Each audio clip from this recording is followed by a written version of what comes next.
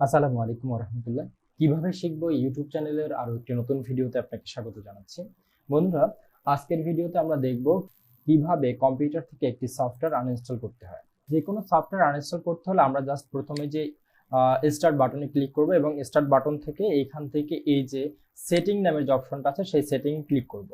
Setting click করার পরে আপনি এখানে বাম পাশে দেখতে পারবেন অ্যাপস। এই অ্যাপসে ক্লিক করব। অ্যাপসে ক্লিক করার পরে আমার এখানে যতগুলো সফটওয়্যার ইনস্টল করা আছে প্রত্যেকটা সফটওয়্যার আপনি এখানে দেখতে পারবেন। এরপরে আপনি যেই সফটওয়্যারটিকে আনইনস্টল করতে চান সেই সফটওয়্যারটা এখান থেকে খুঁজে বের করবেন। আমি এখান থেকে এই যে ওন্ডারশেয়ার ফিল্মোরা 9 যেটা আছে এই সফটওয়্যারটাকে আনইনস্টল করতে যাচ্ছি। তো এটার উপরে ক্লিক করলে আপনার এইখানে আনইনস্টল নামের একটা বাটন দেখতে পারবেন। সেখানে যদি ক্লিক করেন তাহলে আপনার কাছে পারমিশন চাবে যে this apps and it is related information will be uninstalled. আপনি এটা করতে চান কিনা। আর আমরা যেহেতু এখানে আনইনস্টল করার জন্য আসি সেহেতু আমরা এখানে নির্দ্বিধায় আনইনস্টল করে দিতে পারি।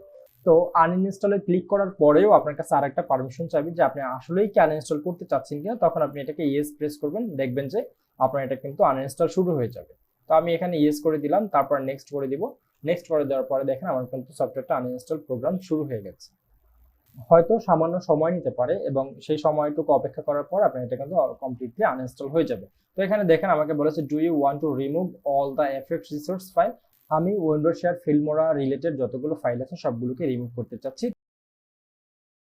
এখানে দেখেন যে আমাকে কিন্তু অলমোস্ট নোটিফিকেশন দিয়ে দিয়েছে যে Wondershare Filmora was successfully removed from your computer. Okay, then হচ্ছে আমি ওকে করে দিব, ব্যাস। তো এখানে একটা জিনিস একটু খেয়াল করবেন, যে কোনো সফটওয়্যার আনইনস্টল করার পরে আপনি আপনার কম্পিউটারটাকে একটা রিস্টার্ট করে নেবেন।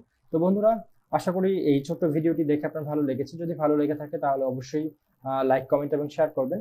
আর যদি আমার চ্যানেল নতুন হয়ে থাকেন তাহলে অবশ্যই please hit the subscribe button.